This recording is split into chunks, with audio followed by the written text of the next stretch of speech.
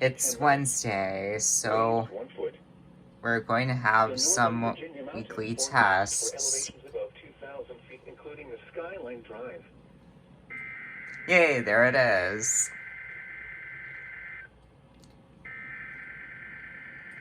Which one goes off first?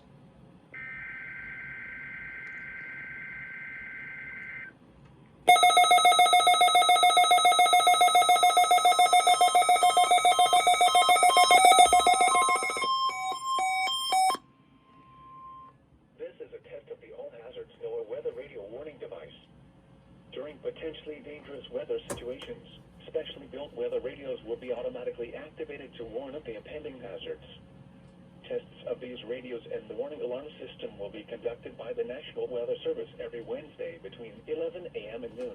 Yeah, so it looks like the CO100 received it first, then the 400, and then the Reecom. And yes, the Reecom is new. I just got it 2 days ago. Greater distances from the transmitter will occur even though you are using a good quality receiver in perfect working order.